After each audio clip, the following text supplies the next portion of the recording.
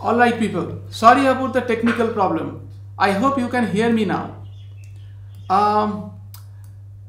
So I must confess that this is my first YouTube live where I don't see the audience, and also we are using this technology in a slightly different way and for the first time, and things can go wrong. Right now I'm speaking with the hope that you can actually see me and hear me. It's not yet clear to me, but I'm just trying to get, if you can give me 30 seconds, I will just get an idea that whether it is live or not.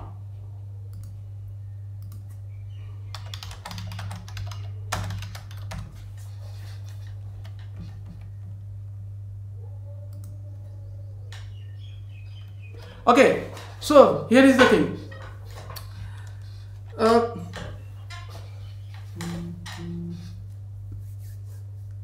So as you can imagine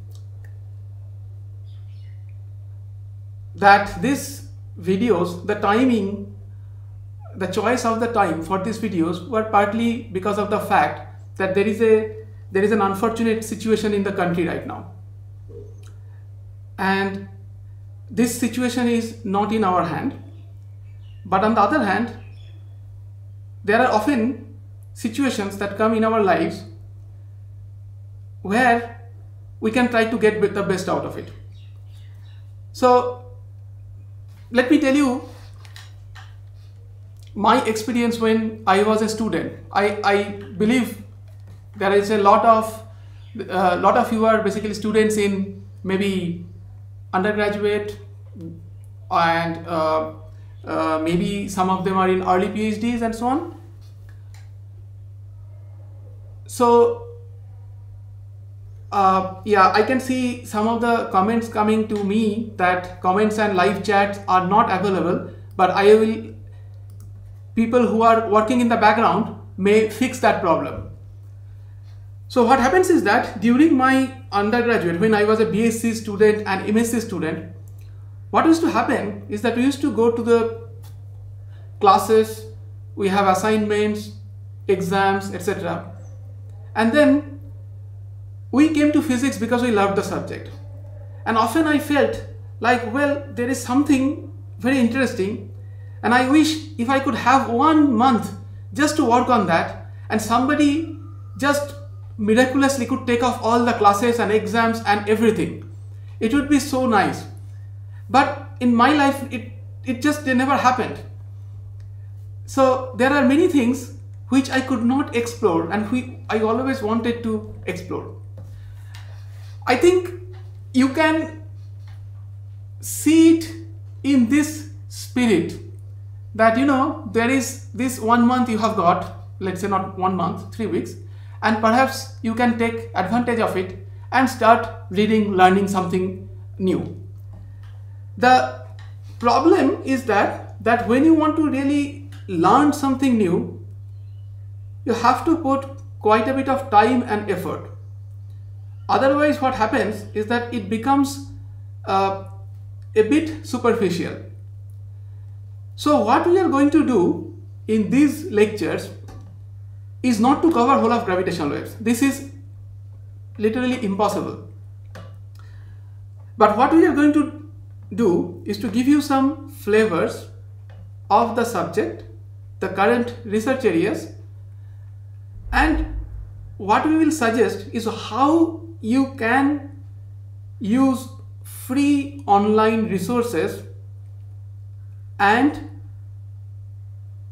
study yourself, and then come back to these lectures and perhaps ask the questions to the right lecturer. So there will be lecturers of different expertise who will be coming and lecturing. We are starting with 3, but if the interest persists, we can continue this for a while, even after the lockdown is over.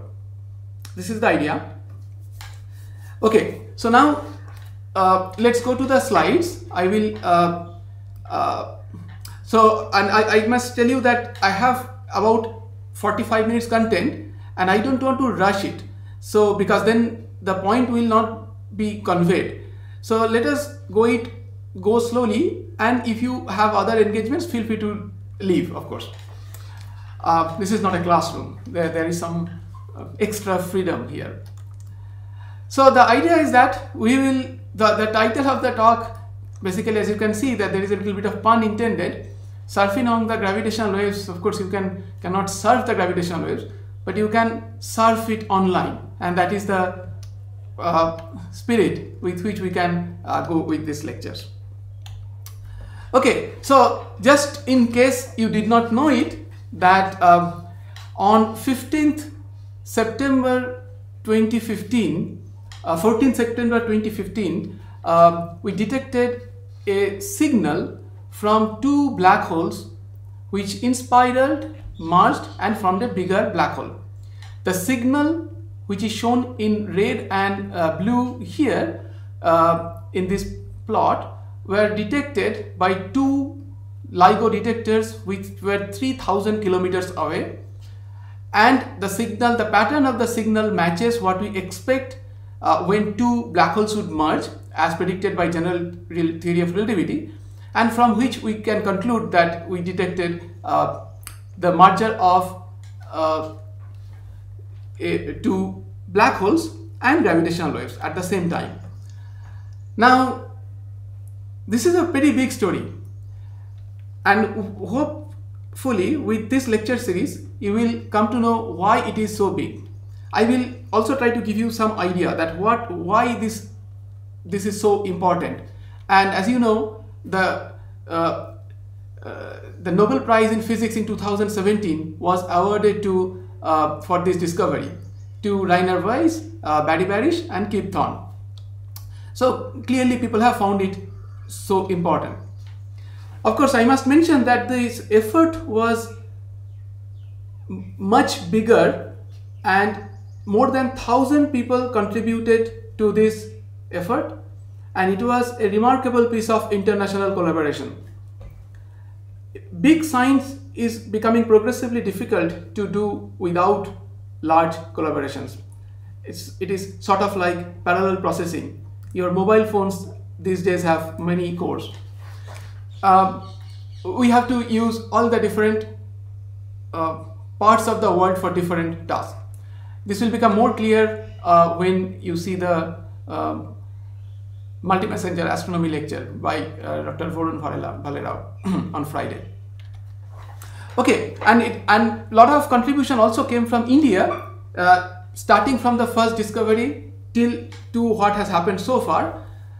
This is not just limited to mathematical modeling of these signals. India has a good tradition of general relativity, and we are still continuing in that direction. But the contribution had a much bigger scope. How to analyze the data to find such tiny signals? How do you characterize the detector so that you can distinguish between which one is a signal and which one is a noise artifact? How do you combine data from multiple detectors? How do you follow up this with electromagnetic telescopes, the source on the sky? All these are highly challenging problems when you want to get deeper into it. And Indian scientists contributed to each of these. And this will also become clearer as we go along in this lecture series. So I will start with a little bit of introduction to gravitational waves, to general relativity and gravitational waves, and then I will tell you how you can learn more about these subjects. Okay, first of all, this is the disclaimer. General relativity requires a full semester to really appreciate the subject. But for this, just to give you a hint, these are a few lines written on this slide. First of all, science progresses by challenging the existing theory. So we had Newton's laws of motion and Newton's law of gravity, these two together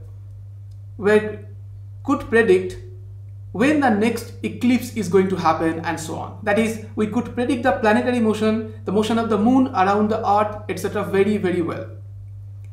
But then there were some conceptual difficulties which Einstein encountered. Einstein saw when he was thinking deep about it.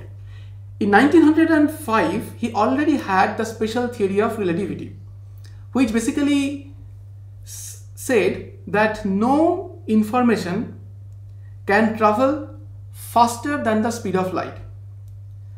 But then he sees that the force of gravitation, the gravitational interaction, travels at infinite speed. That means in Newton's law, there is no time in the expression g m1 m2 by r square. You probably have seen this, that this is the force between two objects.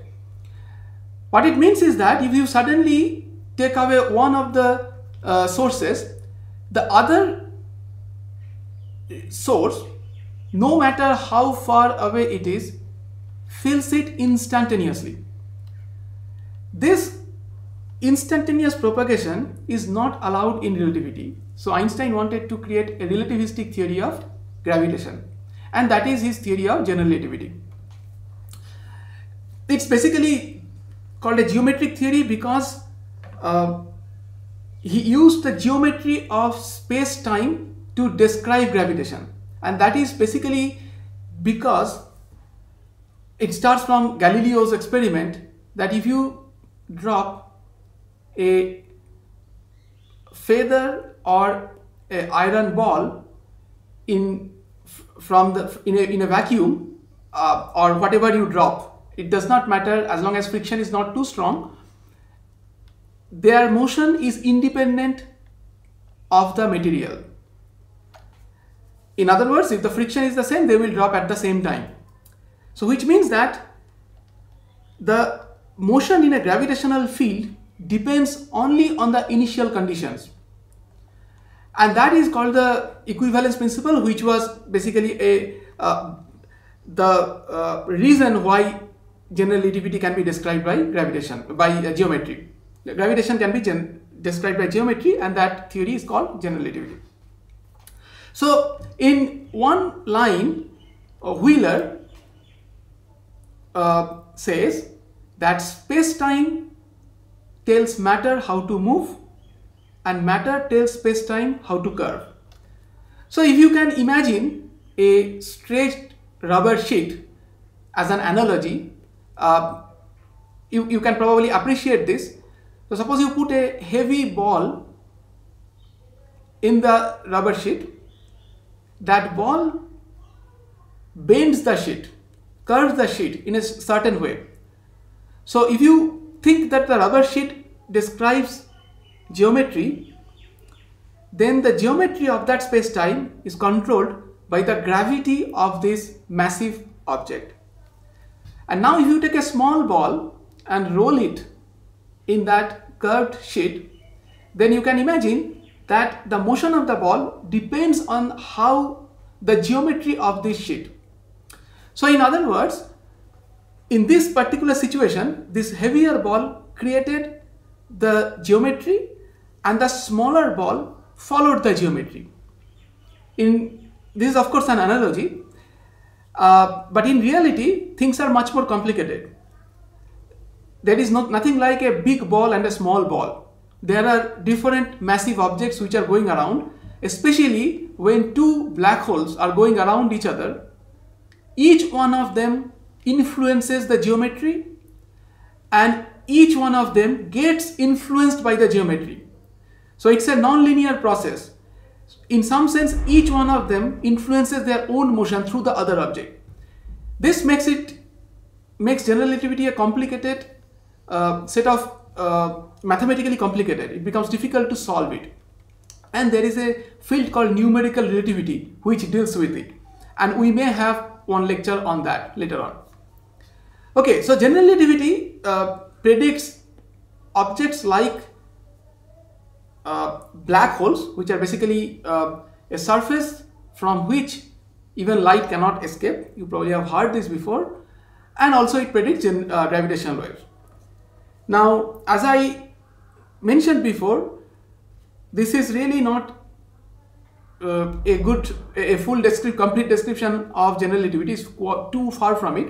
But in case you are interested, you can find online resources to learn general relativity. I would strongly recommend to take a course on general relativity, preferably in your university or in a neighboring university somewhere. If that is not possible, then perhaps you can take a course, find a course online. There are, if you go to YouTube and search for general relativity lectures, you will find a good number of courses, some of them from Indian colleagues. It will of course require several hours to go through it, and also you have to work out the problems and the algebra. If you don't work out the details, then very soon you may forget the whole thing. So it would eventually become sort of a wastage of time.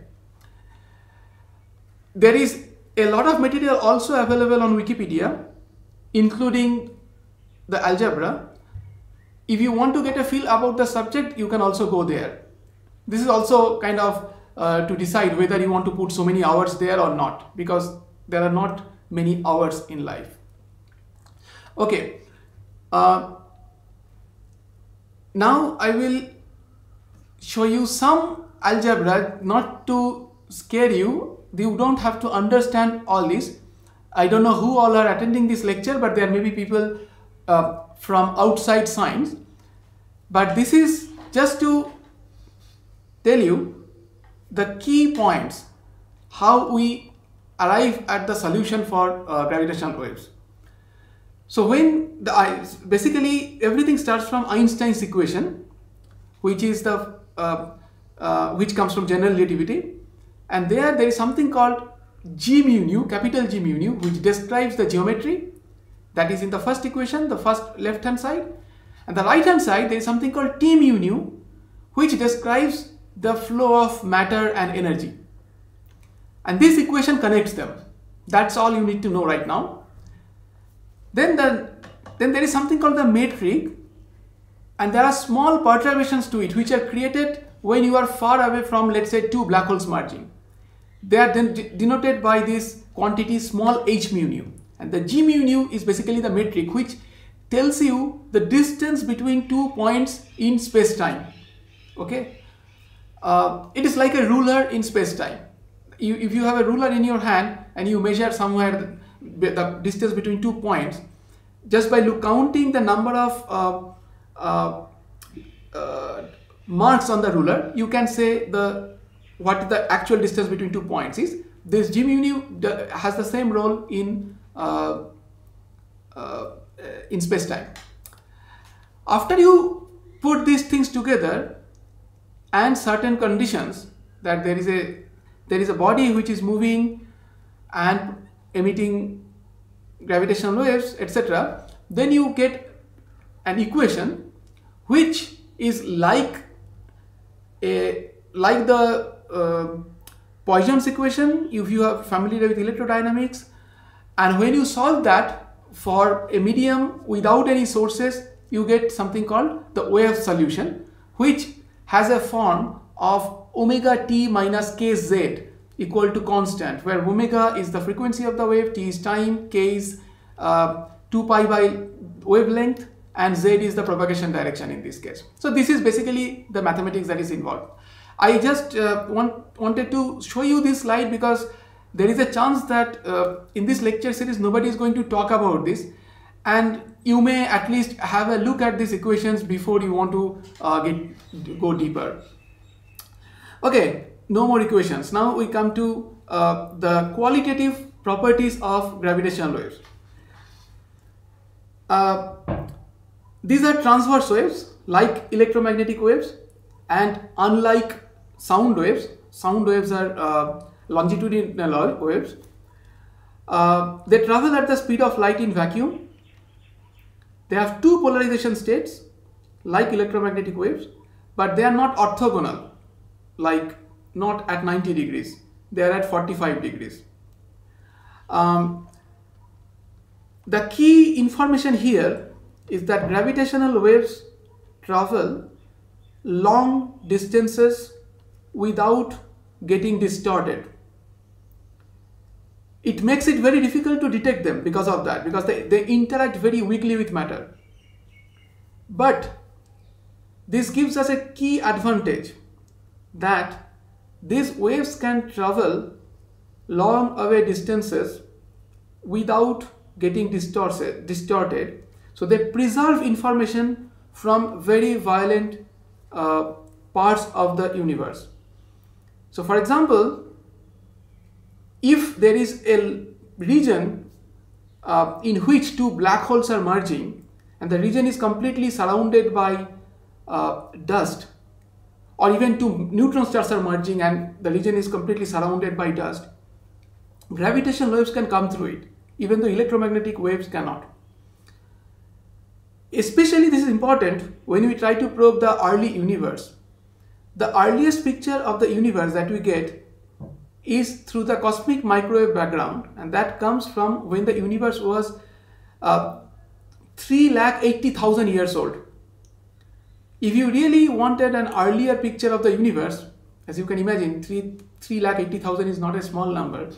It's small in the scale of universe, but if you want to go to the first few seconds of the universe, gravitational waves could be one good way to do it.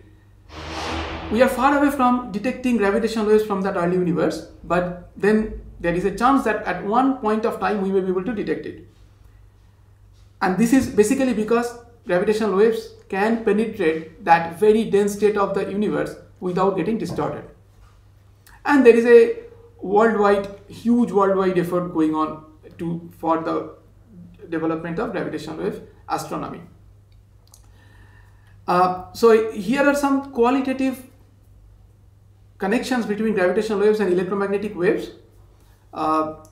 Basically, in both the cases, space is the medium.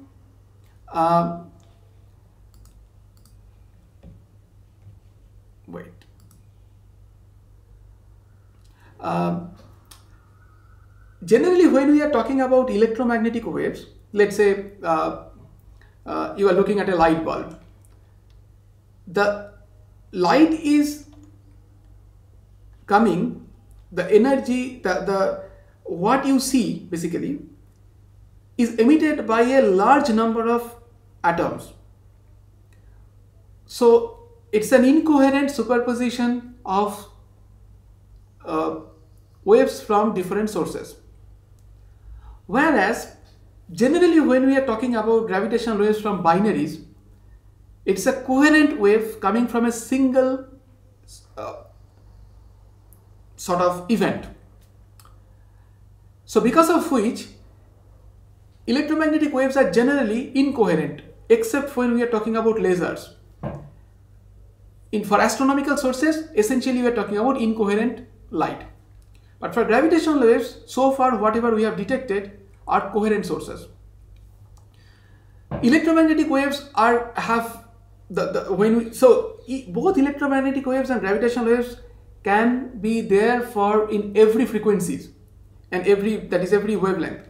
But generally when we are talking about electromagnetic waves, we talk about very small wavelength, okay, angstrom, few thousand angstrom and so on. But for gravitational waves, the wavelength is quite large, okay, it's more than 100 kilometers. And as I already told you, electromagnetic waves are very easily absorbed and they interact with matter much more strongly, and that is why we can easily see, for example, you are looking at a screen, you can see the screen because electromagnetic waves from that screen interact very strongly with your retina, and that's why you can see it. But for gravitational waves it is difficult. Okay, so because the wavelengths we are talking about is very large, gravitational wave telescopes are also very large, and hence it is not practical to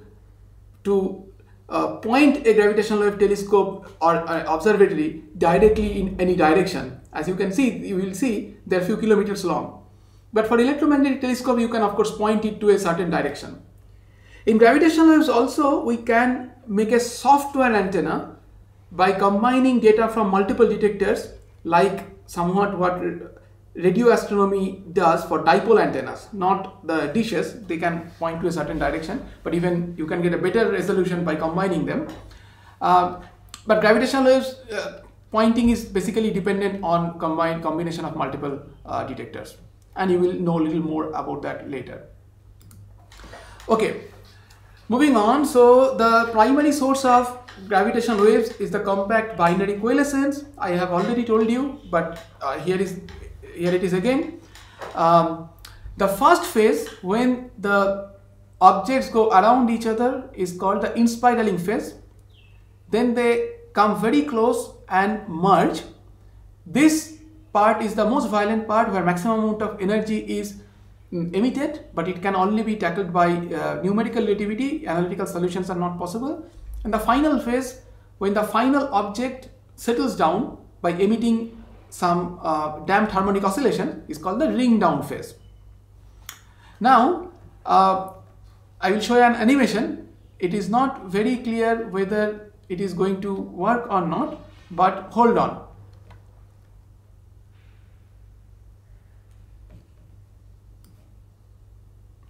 This is again where we are trying something new, and hopefully it is going to work.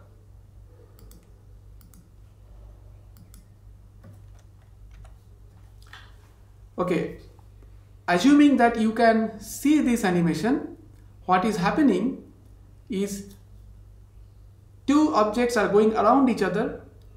They are losing energy, because of which they are coming closer. As they come close, their period reduces, like inner planets in the solar system has smaller period, which makes them go around each other even faster, and they start losing more and more energy, and in the end they merge.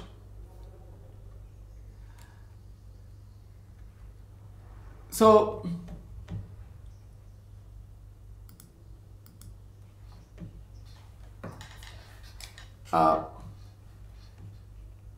I hope it worked. Okay, the animation did not work. That's fine. I will tell you what exactly happened. So again, with I will show you with my hands. So what happens is that the objects go around each other. When they go around each other, they lose energy. To compensate for that, they have to come a bit close. At that point, they start losing energy at an even faster rate. So the amplitude of the wave increases, as well as the frequency. And this is called a chirp signal. What you see here is basically that signal. You can see many of these videos online, so it's not a big problem if you have not seen it, could not follow it here. Okay, so this is the primary source of gravitational waves, and this is the source which we have detected with many times. Yeah. So I am getting many messages that animation could not be seen, but that is okay. Right after the talk, you can go to YouTube, search for gravitational wave merger simulation, and you will find 1,000 of them. For some reason, the full screen display is not working, but anyway, let's come back to this. Now, there are many sources of gravitational waves. Basically, anything that moves creates gravitational waves. Like when my hand is moving while I am talking, it is creating gravitational waves. But the amplitude is extremely small. Okay. So we cannot detect such waves. When the wave is generated by compact binary coalescence, what we are talking about is an enormous amount of energy. So just to give you an example,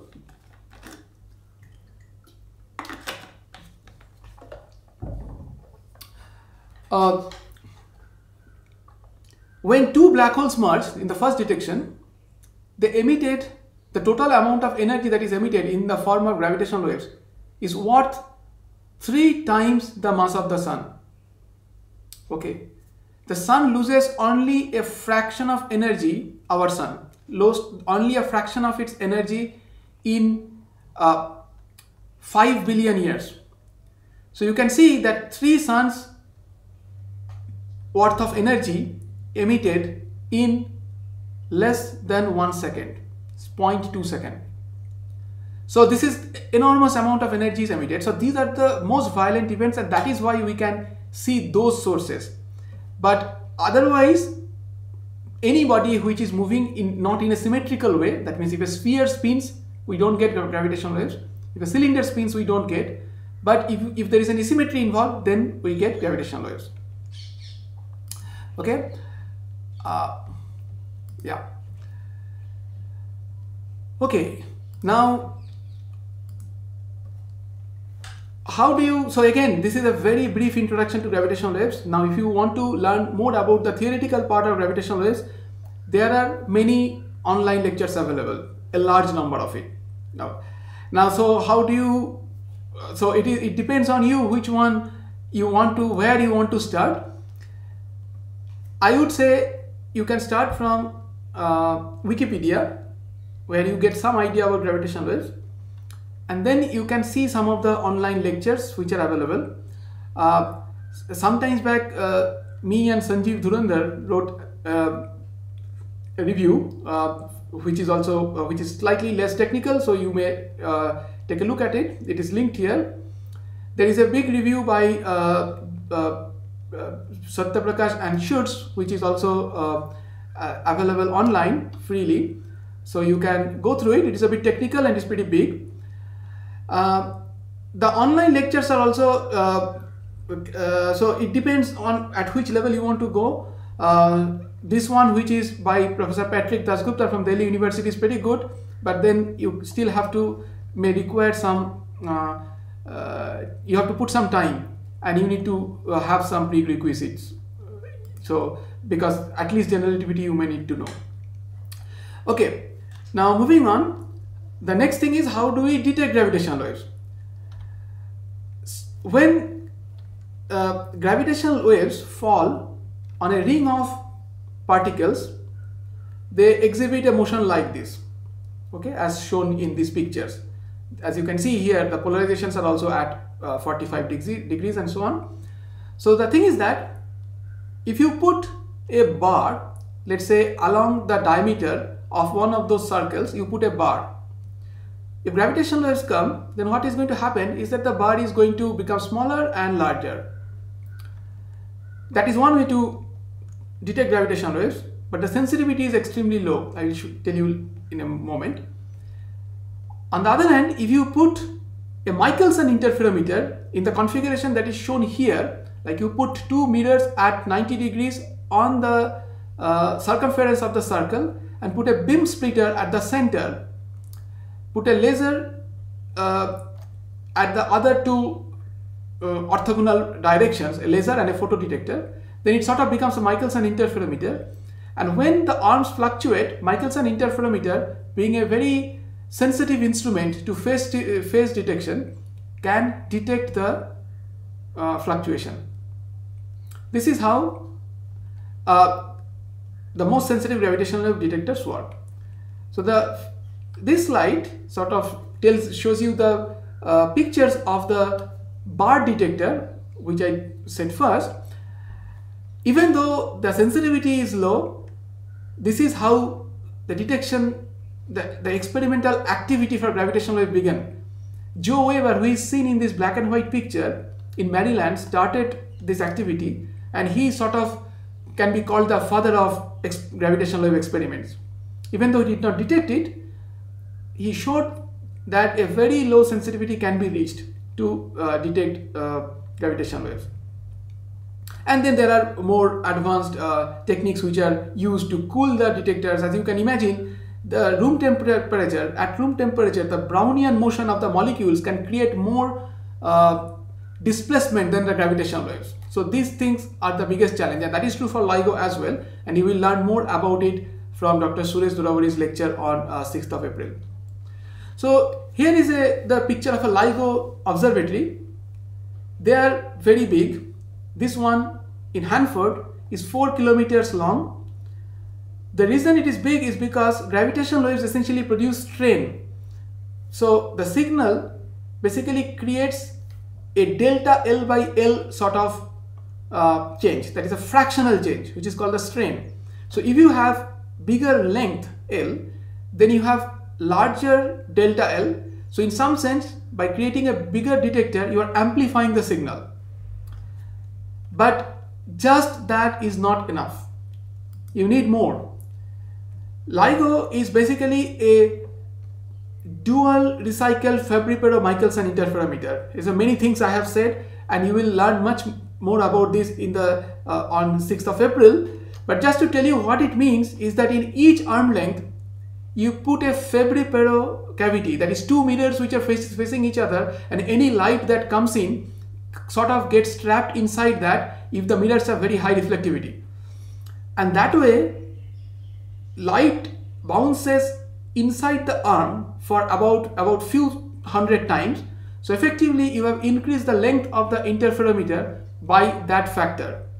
And then there is another power recycling mirror which also increases the sensitivity of the detector by a factor of 50 or so. So altogether, it's few thousand times amplification of the laser which comes, and then that gives us the final sensitivity. And I will not get into it too much, except for showing you these plots which should not scare you.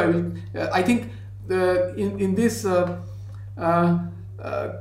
because of the coronavirus episode, a lot of people have become very familiar in how to read graphs.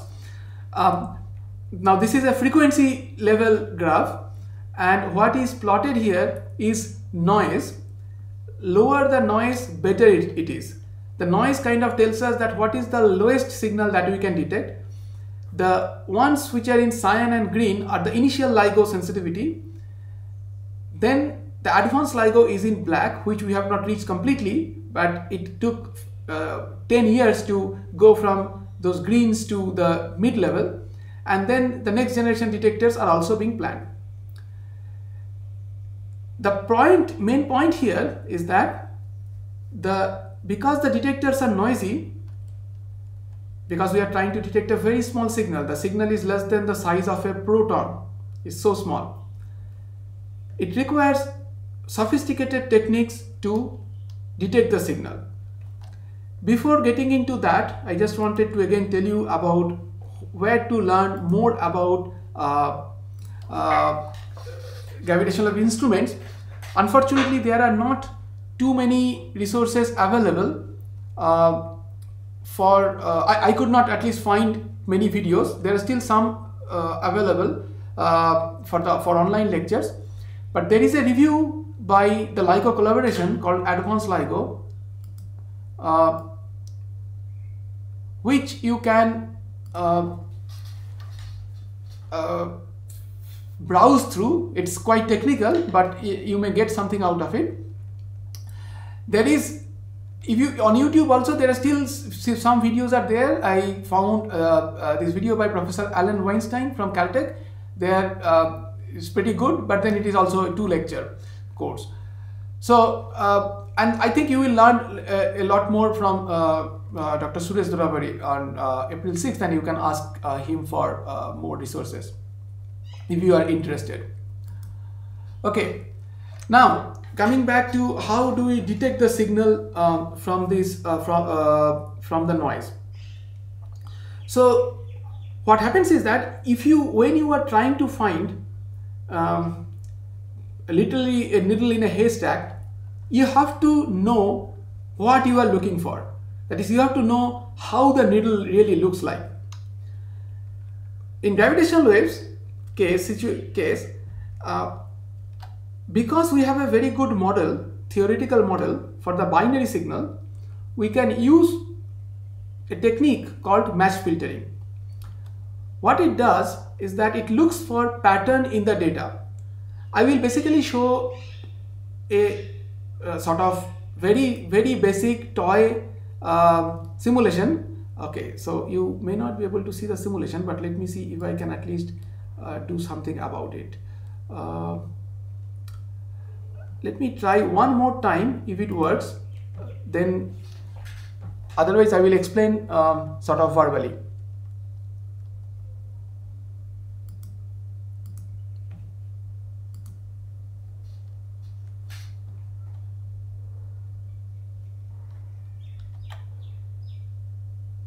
It is not clear whether you are seeing it, but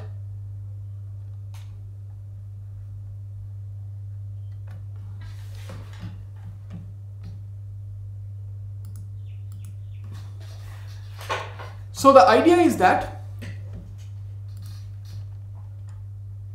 I think I am also looking at the messages, whether people could see it or not. So the idea is that if you see, what you can certainly see is this blue noisy thing. That is noise, let's say. And there is a small red patch in the noise. Let's say that is the signal. Now, if you knew the shape of the signal, but not where it is located, then what you could do, you could correlate that signal with this noise by placing it in the first part, let's say in the first second, then move it a little bit, and then again correlate, and so on. If the pattern matched the signal, then you would see a correlation. So this is what match filtering is, but let us do one thing. You can so in the next slide there is something called GW Open Sign Center. Gravitational waves are all detected so far by match filtering, and the method, the codes, everything is available in this website. What you can do is you can go to this website, download the data, then there are videos also available in the website to teach you how to analyze data. So basically you can learn gravitational wave data analysis on your own from this website, if that interests you. The thing which I am mentioning several times is that you have to understand what you are interested in. You cannot really do each one of these, the theory, data analysis, everything. So through these lectures, I'll repeat it again, but through these lectures you should get a feel of for what you should do, and then put, let's say, the next 2 weeks to learn that. Or you can learn something else in physics as well, whatever you feel like.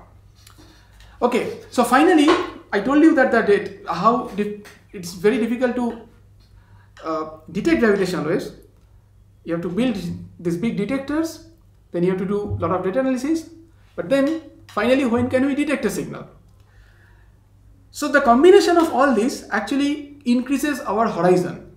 So more sensitive the detector, more sensitive the analysis technique, your horizon distance increases. So if you see this picture, say suppose we are at the center of this, that is how it is plotted. With initial LIGO, that is 10 years, that is in 2005, this small purple sphere tells us the horizon. The probability that any binary merger happened in that sphere was only 2%.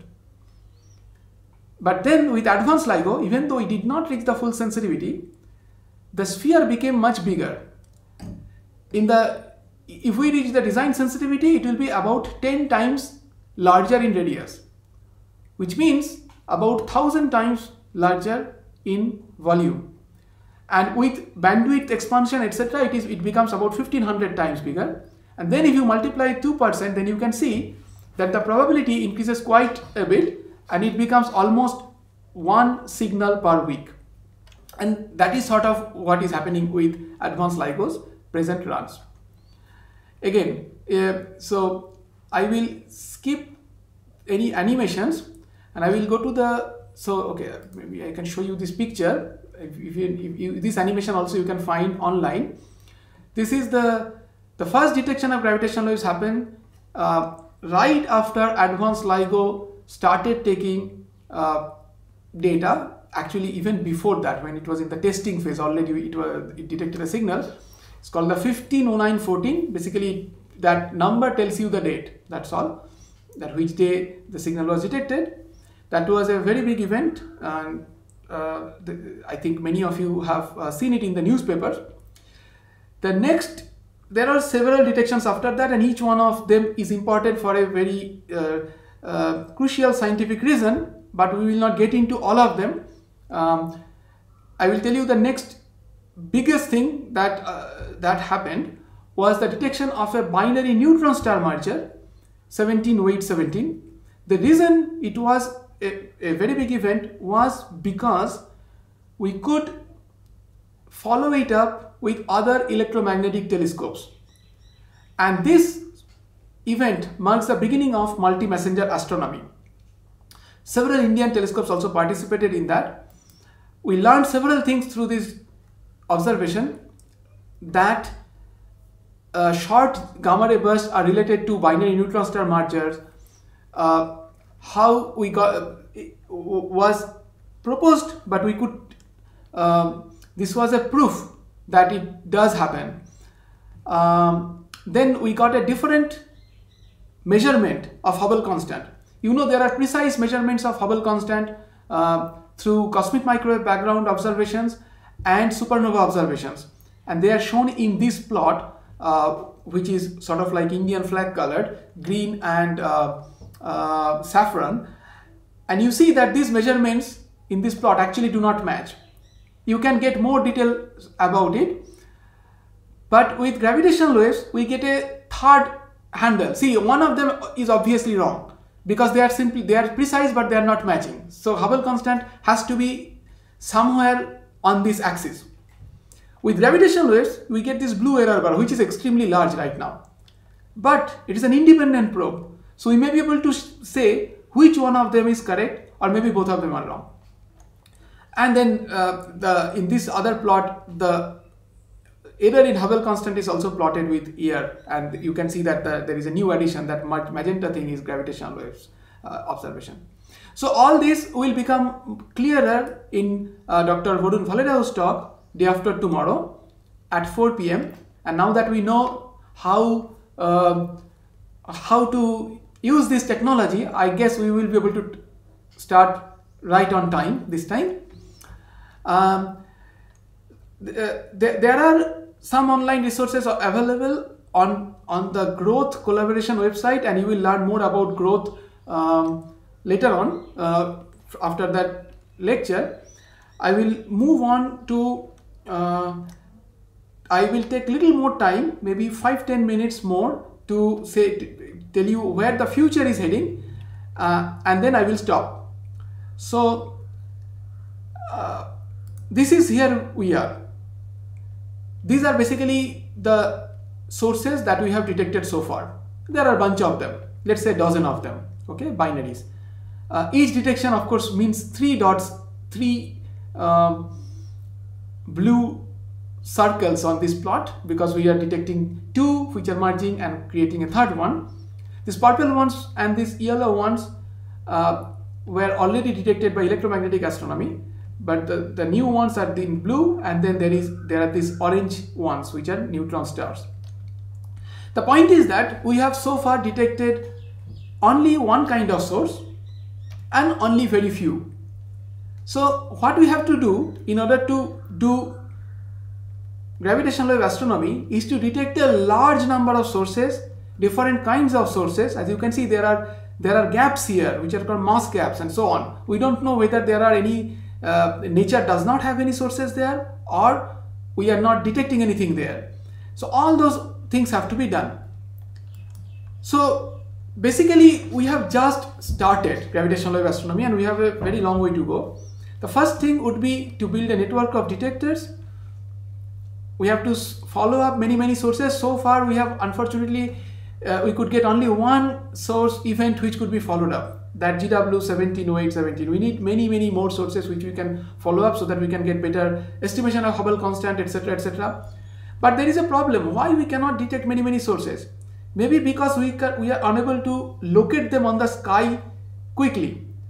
For that we need multiple detectors. We are looking at right now only one kind of sources in a specific frequency. We need space-based detectors to go beyond that. So all those things are there. So I will show you maybe okay, one thing I should tell you is that I will not read these slides, but I will say something, that there are many important challenges in astronomy and cosmology right now, that whether Einstein's theory is the ultimate theory of gravity.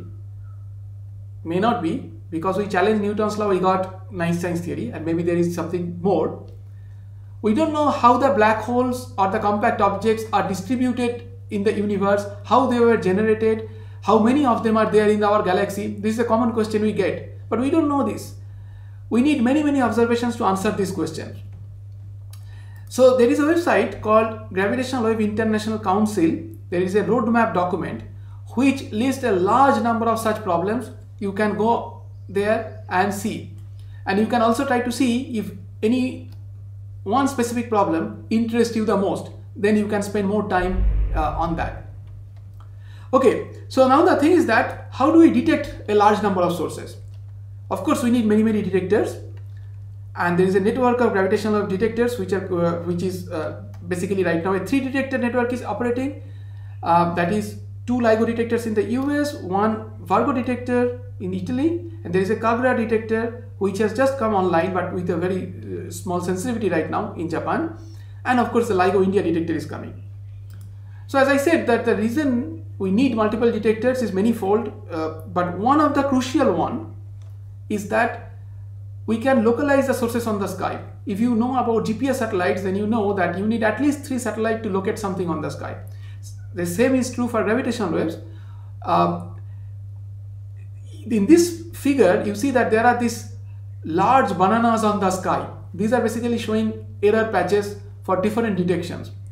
If you look at GW170817, which is in boldface and corresponding to this yellow patch, that is very small. That is because the Virgo detector was online at that time. So 3 detectors already made that error circle very small. But with LIGO-India, it will be even smaller. So if you see on this plot on the left side, with LIGO detectors and the Virgo detectors, the error patches on the sky would be this large patches. They are actually huge. If you compare to the moon, it could be hundreds of moons can fit in each of one of those patches. But if you bring LIGO-India online, which is shown in the right plot, you see that the error patches become much smaller. And also in the left side, you see there are some red crosses, which are basically blind spot of the network. They go away. So basically we get a uniform sky coverage. There are many other figures of merit why a multiple detectors are important. You can see this review, which is marked in, which is here. You can go to download that paper and then see if you are interested. But primarily, this is one of the primary motivation for LIGO-India. And LIGO-India detector will be built in this place in Maharashtra, in Hingoli. This will be funded by the Department of Atomic Energy and Department of Science and Technology, and it will be done with collaboration with the National Science Federation of the USA. So we are basically what we are going to do, we will build the vacuum and everything in India, and we'll get some of the core optical components from the US. But it is very challenging. As you can imagine, every detector is different, okay? And you will learn more about it from Dr. Dravari, that how difficult it is to set up a detector. And there is a lot of interesting work involved if you want to get interested. So this is one of the reasons why LIGO-India is important in Indian context. It is not just that it is scientifically extremely attractive and it lets us build a detector which is very sensitive. The reason is it connects to a large number of fields. Okay, So it creates a platform where several people can, from different expertise, can contribute. So this is, so like for gravitational waves, we are saying that this is just a beginning. I hope for LIGO-India also, this is just the beginning. Now, several things have started. In parallel, several things are going on. People are already planning the next generation detectors, which is one of them is called Einstein Telescope, there is Cosmic Explorer and so on. That how to make bigger detector, perhaps go underground, maybe cool the mirrors cryogenically so that the Brownian noise goes down in the mirror. How we can enhance laser power, etc., etc. There is a whole lot of things going on. Also, if you remember, I said that gravitational sources are present across a large band of frequencies. Right now, we are only in the audible band, that is about 20 Hertz to 2 kilohertz, let's say. But there are sources in other frequencies. So in order to do that, and in order to make like maps in different frequencies, like we did in electromagnetic astronomy, you see different maps in different frequencies, starting from radio to gamma ray. We need to go to space. So if you compare to electromagnetic astronomy, we are essentially at the stage of Galileo's telescope. We have just started. And in the next 400 years of electromagnetic astronomy, this whole bunch of things we created, Hubble Space Telescope, Chandra, Keck Telescope, GeoMRT, and all those things. So we have a long way to go. So one of the most promising one which is coming up is LISA, the space-based detector, which will be launched probably in 2034. And I am not sure in Dr. Dorabori's lecture you will learn about space-based also, because there is a lot of things there, but we can see later on if we can organize another lecture where you can learn more about space-based detectors. But I will stop here. So to summarize, so detection of gravitational waves was a big thing in science. It started a whole new era in astronomy. A new window in astronomy not only provides a better picture of the universe, it actually changes the way we understand the universe quite dramatically. You probably have heard the stories about pulsars and so on, that how people did not even expect those sources. Now, worldwide effort is going on. People understand that, and the whole scientific community is on it to improve the sensitivities of the detector, build better signal models, because those can be used to extract the signal, better analysis techniques using machine learning, etc. So there is enormous amount of opportunity for students. And of course, we have to build many detectors in space, etc. So there is an enormous amount of opportunity. For India, the important task is to build LIGO-India. Now, coming to the end, I would say that this series of lectures will basically tell you what are the possible directions in which you can go. It is basically practically impossible to cover everything in gravitational waves in one life. I am not talking about any lecture series or anything. In one's life, one can do one small part. I actually put this quote from Mirza Ghalib, which basically means that there are thousands of desires to die for, but you can only get few of them to be true. So your task, I think, mostly would be, I am telling this to the students, to decide which are the ones where you want to put more stress, and if you want to take advantage of staying at home at this, let's say for the next 2 weeks, then you should probably pick up one or two of these topics and put more focus in that. Okay, I will stop here and let's see if the question answer works. Thank you.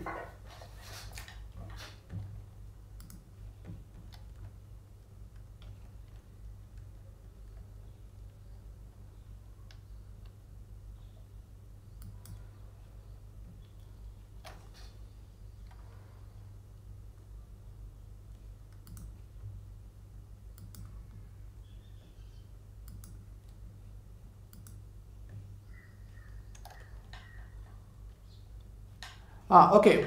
So there is a question by Shanmukh Puranik. What is the status of LIGO project in Maharashtra?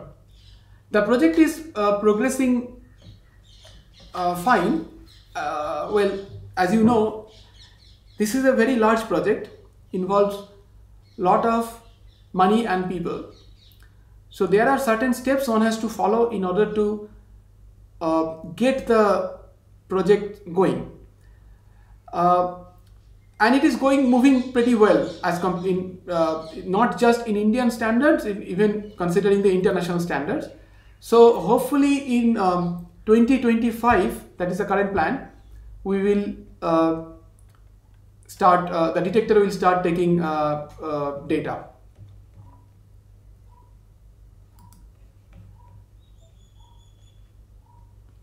Okay, the next question is from Krishna Bhutada. Do gravitational waves contain gravitons? So you see that for any waves you can have, or for electromagnetic waves you can have a quantum picture. We do not have any quantum theory of gravity yet. But suppose there was a quantum theory and there are gravitons, then you can always calculate how much is the energy of each photon and how many photons are coming to us at a given time. If you see that number is too very large, I think you might have seen it in your quantum mechanics course, then you can consider the wave to be basically classical. So in gravitational waves case, if you consider the energy of the total energy of the waves and the energy of a fiducial graviton, if it exists, that is if you calculate h nu, then you can see that the number will be pretty large. So I think it will be pretty safe to consider gravitational waves as gravitons, as classical. But then you can also say that they consist of gravitons. But it does not tell you more than that.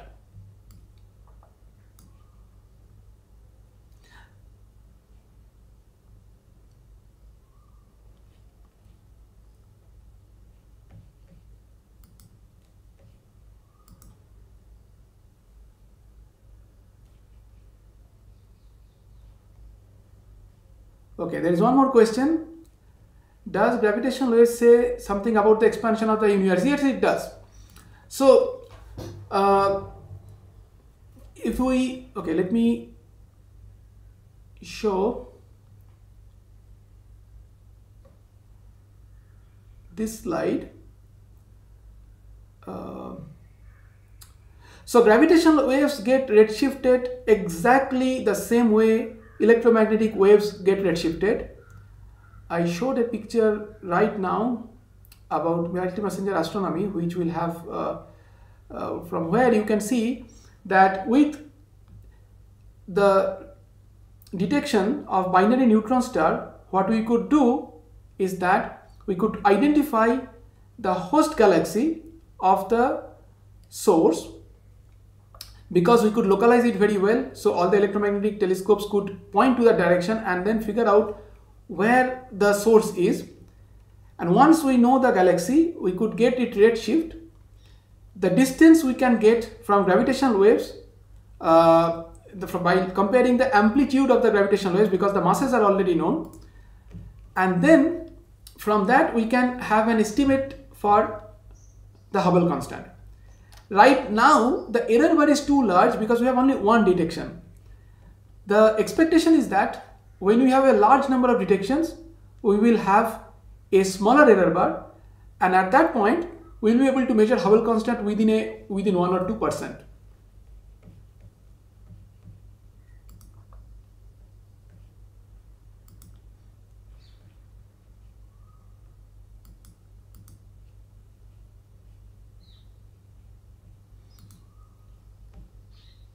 Okay, some people were having trouble with live chat, but it is actually working. and people are asking questions. So somebody said that you have to refresh the window in order to go to live chat. In case you are having difficulties, please refresh the window and then you should be able to do it.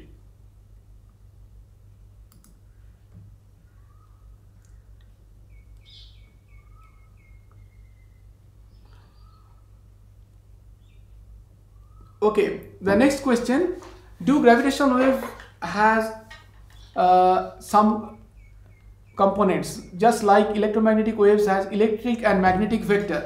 Well, it's not clear. I mean, if you can break up gravitational waves in these kind of components, you can certainly have the polarizations, but that is different. You maybe, no, I am not very sure about that, whether you can break up gravitational waves in two physical parts that way.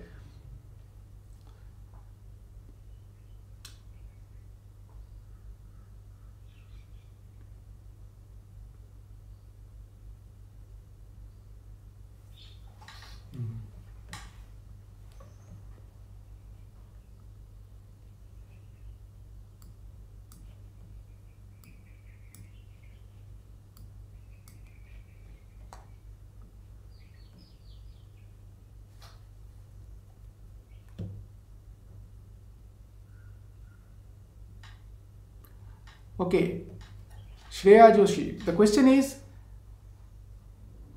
yeah, can I elaborate about the gravitational waves coming from early universe? How do we know they are coming from early universe? Okay, this question is pretty broad. So there are two parts to it. If we start observing black holes, okay, let me show you one more picture which I did not show, but let me first show that. So there are two ways how we can probe the early universe. So you see, when so this sphere, basically we are at the center, and the radial direction is the redshift direction. So it is somewhat basically like the distance, okay. And each of these dots, the white ones are basically black hole mergers, and the blue ones are neutron star mergers. Now you can see that when we make highly sensitive detectors, we will be able to see all of those. Right now, our sensitivity is limited to sort of like little better than this blue dashed line, which is called O2. We are at O3 right now. What will happen with next generation detectors like Cosmic Explorer or Einstein Telescope is that we will go to very high redshift. I'm not sure about 100, but we may be able to go to 10 or so on, which is already a pretty early universe. So this is one way to probe the early universe. How do we know that they are early universe or not? Well, by looking at the redshift, because if we can get the locate the host galaxy, then we will be able to say the redshift, which will tell us that it is from a distant universe. And in any case, we can get the distance also independently. So even if we don't know the redshift, we can say it is from a distant universe. And if it is distant, then it has to be early. Now, if you are talking about the very early universe, which I talked about before, it is a very complicated problem. It is not so easy. Now, but that is what everyone is after. That can we detect the gravitational waves which are generated during the cosmic inflation, let's say, that is the first second of the universe.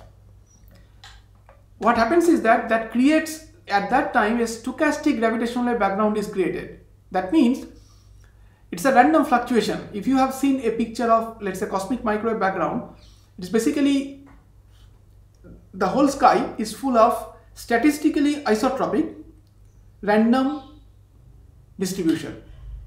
Okay, so it is sort of like if you go to a football stadium, and then of course you should not go it now because of the restrictions, but whenever you go, if you see the other side of the stadium, you will see that you cannot determine each of the persons or chairs individually, but they appear as patches. Okay, you get the statistical properties of those distant objects. So this background, so this can happen in two ways. If the sources, basically the binaries, are very distant and there is a lot of them, then they can create a background like that. It could be a neutron star, it could be binaries or spinning neutron stars, also different kind of sources. Or it could be generated by the early universe phenomena like inflation. Now the question is that how do we distinguish between these two? It is non-trivial. We have to look at the spectral properties of those sources. So for example, when we look at the sun, there is a black body part and there are some lines on top of that. Because we know the shape of the black body and we know the shapes of the lines, we can distinguish them. In this case also we can do something like that, and that is how the cosmic microwave background is also map is also created, because there is the galaxy there. There are different components in the galaxy which have different spectral indices, like for example synchrotron, free, etc. You can read about those. They are all mixed together. When we know each one of them, the spectral shape of each one of them, and we have multiple observations, we are able to solve for the one which we are looking for. This is how we may be able to dissolve it. But this is quite far in the well, not quite far, but it is certainly more than 10 years far in the future. Unless through the cosmic microwave background observations, we find a window in the sky which has where the foreground, that is the galactic part, can be modeled very precisely, and hence we may be able to get the polarization signature of these waves created on the cosmic microwave background. I don't know how much background you have, but maybe other people will. That's why I am telling you all this information. Okay, I'll move to the next question. Is there a possibility of interference between multiple gravitational waves? Yes, there is. But however, the chances are low. Meaning, it is possible, but the probability is very low. Except for the situation I will tell you in a moment. So, when we are talking about binaries, two binaries happening at the same time and reaching the same frequency is very difficult, and this is the condition, very improbable, and this is the time when you would get interference, right? But imagine a situation that there is a small black hole, well, not a small black hole, but another black hole. Two black holes are in the inspiraling phase, and then there is another one with a very different mass ratio, which is merging and which is sweeping the frequency slightly faster. So at some point they can have the same frequency, but again they have to be in the same direction in that case also. So this probability is very low. But there can be another situation if suppose we have a large number of let's say pulsars which are spinning neutron stars. If some of them are in the same frequency band, there could be interference, but again the chances are very low.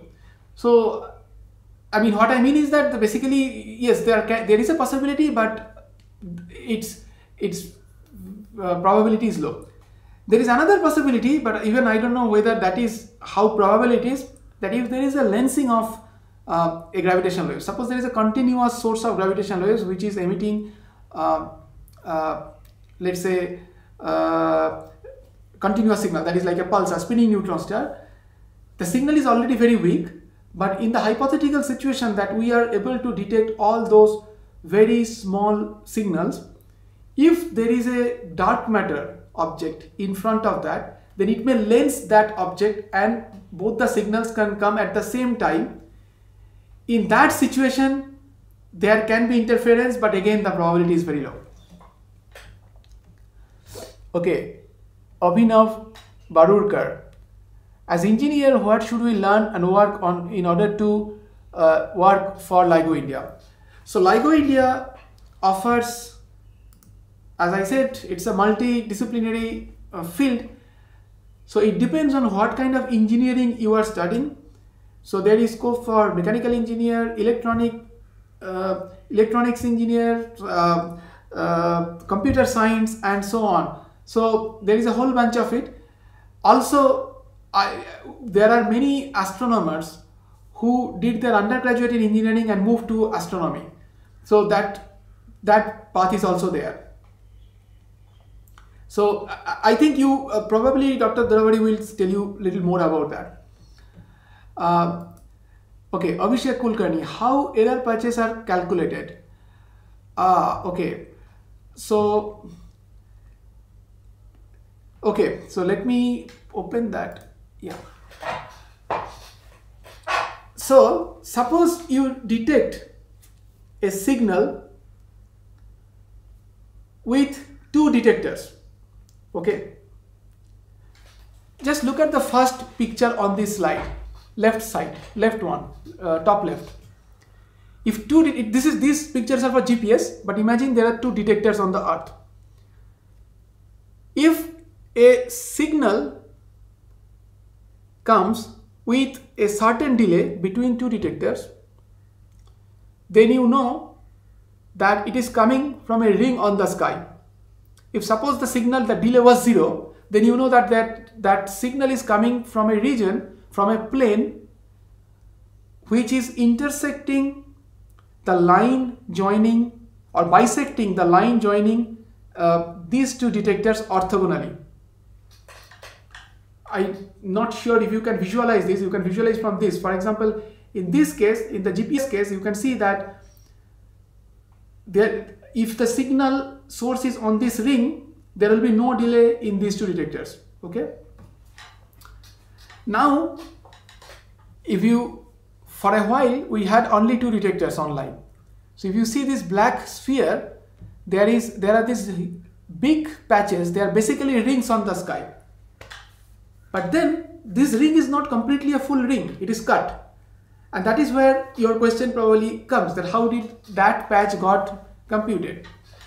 The thing is that the bad thing is often turned into good thing, as I said, in life.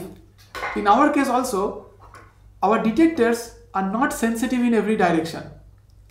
So what it means is that if the detectors cannot see all the direction and still we have detected something in both the detectors, it has to be in a region which can be observed by both the detectors. So this information about what is called the antenna pattern functions of these two detectors actually reduce the error patch. So this bad thing that the detectors cannot see the whole sky has the good effect that we can localize the sky a little better when we detect the signal. Now, if you have the third detector, then of course it becomes much better, because with the third detector you get another similar ring on the sky. Okay, actually two more. If you imagine, if you look at this big black sphere, there are multiple large rings, meaning bands. You take 3 of them and put together in one place and then do a sort of what is called statistical analysis, then you will get a much smaller patch like that. Okay, how do we determine the Hubble constant from gravitational waves? Satyaki Dash's question. So I think I explained this before, but let me try it again. When we detect gravitational waves, I think I explained a little bit during my talk. We have to know the shape of the signal exactly. Then only we can detect it.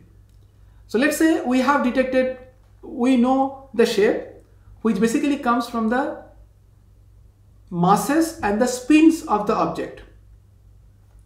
So that means once we have detected a signal, we know its masses and spin its meaning, the companion objects, pretty well within some error bar. Once we know the masses and spin, general relativity tells us how much energy is emitted by that merger, which tells us what should be the amplitude of the wave. But our detectors have seen a certain amplitude. By taking the ratio, we can say how far away the source is. Probably, if you think about it, basically, if you have a 100-watt bulb, that is, you know that a bulb has emitted 100 watt and it is kept at some distance, you don't know how far it is, but you have a photodetector.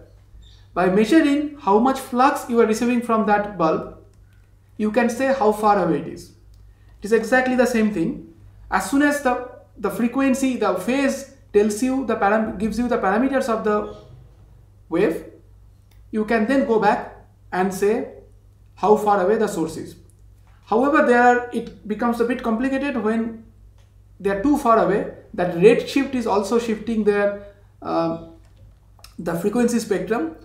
At that point, you have to rely on more information about the source.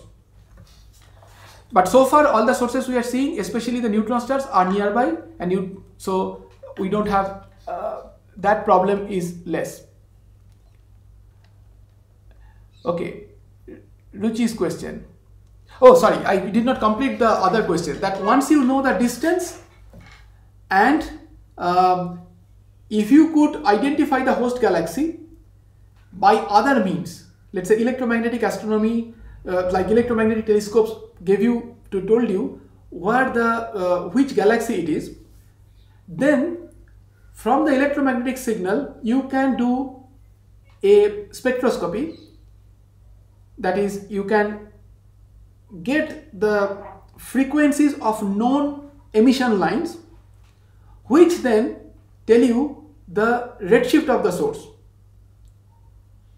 Okay, and then by dividing this source by the redshift, you can get the Hubble constant. Okay, does the mass of the black hole increase when it eats up matter? How is the conservation of mass valid in a black hole? Well, yes, it is valid. So there are two situations how black holes actually eat up mass. There can be something called the accretion disk. So when matter wants to fall into a black hole, they cannot. Like the earth cannot suddenly fall into the sun, because it will just go around it, right? So you need some friction so that you can lose energy and angular momentum so that matter can fall in black hole. So this is one way matter falls slowly, and that increases the mass of the black hole.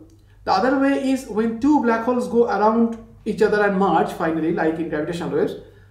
They, of course, the whole system emits a lot of energy. The energy does not come from within the black hole, but the two-body system had a separate energy. That energy is emitted, and then the final mass is created, which has also some energy.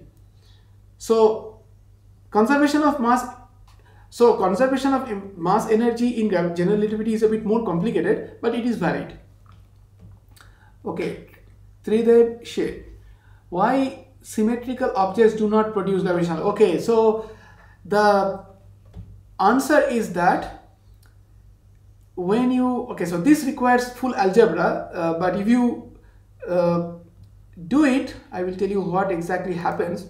Is that if the similar things actually happen in where did it go? Here. Okay, no, first I have to start from here. So similar things also happens for electromagnetic waves, that when you solve for Maxwell's equation and so on, you will see that the emission is related to the rate of change of dipole moment. In case of gravitational waves, it becomes rate of change of quadrupole moment. You will get a formula like this. Now, if you calculate the quadrupole moment of a symmetric object, you will see it does not change with time. When it is spinning, let's say sphere is spinning about its symmetry axis, the quadrupole moment does not change. That is, the same thing happens if a cylinder is spinning around its the axial symmetry axis. But if you put the cylinder, let's say if you take the long edge, let's say my finger is a cylinder, and you put the axis here and spin, then the quadrupole moment will change and it will generate gravitational waves. Okay, Rajdeep Singh, when black holes merge, in which form they lose energy other than gravity? No other form is known. So nothing can come out of black holes, so that is anyway out of the question. What is sometimes possible is that if the black holes had accretion disks and two black holes are merging, then the accretion disk can create can get tidally disrupted, and that can create some emission, but that is, so far we have not observed anything like that. So but if your question is about just if there are two pure black holes, then the only thing we know is that they can lose energy only in the form of gravitational waves, nothing else.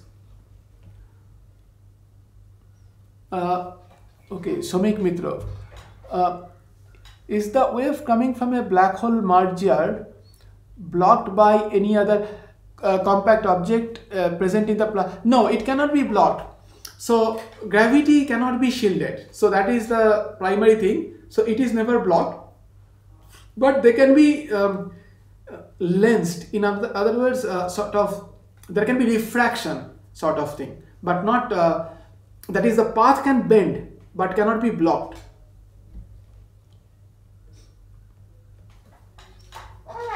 Okay, Shravya Shanoy, do we know of techniques other than the use of interferometers to detect gravitational waves? Yeah, so there are many research going on how to detect gravitational waves. I will say that so there is something called, for example, the pulsar timing array, which so okay, first of all, the ones which have worked perfectly so far are the interferometric detectors. There are the bar detectors are there, but it is basically difficult to reach the sensitivity. So in principle, a bar detector can detect gravitational waves, but the signal has to be strong. Probably a supernova in our galaxy can be detected with a bar detector, but we don't know yet. So it is in principle not ruled out. But then there are other things also. Pulsar timing array is another possibility. What it does is that, so each pulsar is a very precise clock. So when gravitational waves pass through the line of sight between the Earth and the pulsar, it creates a small jitter, small change in this timing information. Now if you have an array of pulsars, each one will have this jitter in a correlated way. By looking at that correlation, you may be able to say about gravitational waves. That is possible. You can read about pulsar timing array as well. Okay, Shayan Ghosh. Okay, yes, it's almost 6. Yeah, it's the last question. Can the detected gravitational wave state the details of the traveling medium or only the source object? See, gravitational waves travel through space, so that medium cannot move. So there is nothing like a moving medium through which it is coming. It is space, so you cannot see that. But if you are asking about the velocity of the source, then yes, it will get Doppler shifted. If suppose a binary is moving away from us, then it will indeed get Doppler shifted. And then there is people are looking into the systematic effects of Doppler shift on these signals. That is possible. Okay, I think we have to stop now.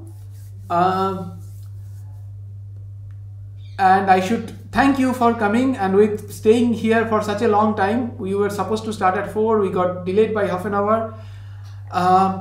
Now the questions that you have, many other questions which you want to ask us, you can certainly go to our social media pages like Facebook, and I think Facebook is a good way to good place to put the questions, and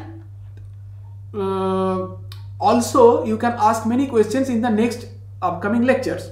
Okay, you also need to tell us how useful this lecture series is, so that we can take a call on how long we should continue. You can also do that on the Facebook page, so that other people also come to know whether people are finding it useful or not.